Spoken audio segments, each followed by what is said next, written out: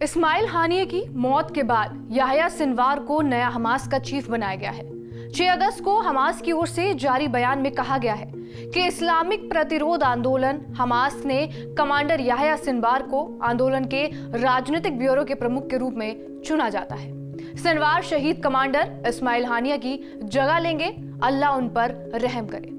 नए Hamas chief का पूरा नाम याह्या इब्राहिम हसन सिनवार है, जिसकी पैदाइश गाजा पट्टी के दक्षिणी इलाके खान यूनिस के शरणार्थी कैंप में हुई। याह्या के माँ बाप एश्केलॉन के थे। 1948 में जब फिलिस्तीनी जमीन पर नया देश इजराइल बना, इस दौरान हजारों फिलिस्तीनियों को उनके पुश्तैनी घरों से निकाला गया। इसमें याह्या के माता पिता भी शामिल थे। अपनी ही जमीन पर शरणार्थी का जीवन जीने वाले सिनवार के मन में बदले की भावना पनप रही थी। 19 साल की उम्र में उसे गिरफ्तार किया गया। उस पर 2 इजरायली सैनिकों और 4 फिलिस्तीनी के अपहरण का आरोप भी लगा था।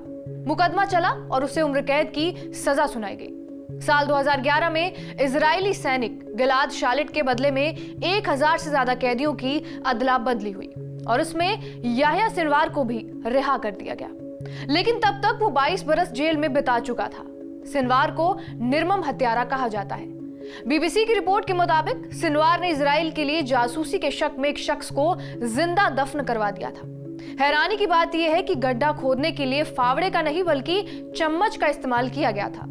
ऐसी क्रूरता की वजह से सिनवार को खान यूनिस का कसाई भी कहा जाता है। सिनवार के करीबी भी उससे खौफ खाते हैं। कहा जाता है कि अगर आप सिनवार की बात को टाल रहे हैं तो अपनी जिंदगी को दांव पर लगा रहे हैं। साल 2015 में याह्या सिनवार ने हमास के कमांडर महमूद इश्तवी को इतनी बुरी तरह टॉर्चर किया था कि उसकी जान चली गई। इश्तवी पर समलैंगिकता और पैसों की हेराफेरी का आरोप था। सिनवार लोगों को कंट्रोल करने में माहिर है, लेकिन वो बहुत अच्छा वक्ता नहीं है। 2014 में उसके मरने की अफवाहें भी उड़ी, लेकिन सिनवार गाजा में अंडरग्राउंड था। साल 2015 में अमेरिका ने याह्या सिनवार को आतंकी घोषित किया था। याह्या सिनवार गाजा में रहते हुए हमास की कमांड संभाले है। 2017 में जब से उसे गाजा का चीफ बनाया गया है, तब से वो कभी सामने नहीं आया। हालांकि हमास पर उसकी काफी मजबूत पकड़ है। सिनवार को ईरान का भी करीबी माना जाता है।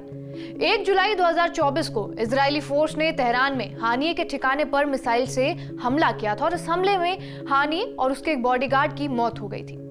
आमतौर पर किसी चीफ के मरने के बाद उनकी जगह डिप्टी चीफ लेता है, लेकिन हमास के डिप्टी चीफ रहे सालेह अल अरूरी की हत्या इसी साल जनवरी में हो गई थी। इजरायली सेना ने एक ड्रोन हमले में हमास के नंबर 2 नेता को मार दिया था। हमास के पॉलिटिकल विंग में नंबर 1 और नंबर 2 दोनों की कुर्सी खाली हो गई थी। फिलहाल हमास में कोई ऐसा नेता नहीं है जो गाजा के मौजूदा हालात को सिनवार से बेहतर समझ सके। ऐसे में उसका चीफ बनाया जाना संगठन को मजबूती देगा। 7 अक्टूबर 2023 को हमास ने इजराइल पर हमला बोला था। हजारों रॉकेट इजराइल की ओर दागे गए थे और ये हमला बीते 75 साल में हमास की तरफ से किया गया सबसे बड़ा हमला था। इस हमले में 1200 से ज्यादा इजरायली नागरिक मारे गए थे। याह्या सिनवार इस हमले का मास्टरमाइंड था। इस दौरान हमास ने 200 से ज्यादा इजरायलियों को बंधक भी बनाया था और अब सिनवार ही बंधकों की रिहाई और सीजफायर से जुड़े अहम फैसले लेगा। इस्माइल हानिया के अलावा अब तक हमास के 4 बड़े नेताओं की हत्या हो चुकी है। 22 मार्च 2004 को हमास का फाउंडर अहमद यासीन मारा गया था। इसके महीने भर बाद इजरायली हमले में हमास के को फाउंडर अब्देल अजीज रंतीसी मारा गया।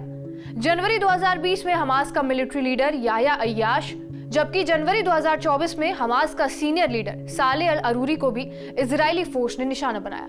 अब इजरायली फोर्स के निशाने पर याह्या सिनवार भी होगा, क्योंकि नेतन्याहू ने कसम खाई है कि वो हमास का खात्मा करके ही दम लेंगे। बहरहाल, आपका इस वीडियो पर क्या कुछ कहना है हमें कमेंट बॉक्स में जरूर बताएं। बाकी देश और दुनिया की तमाम बड़ी खबरों के लिए बने रहिए हमारे साथ TV9 डिजिटल पर।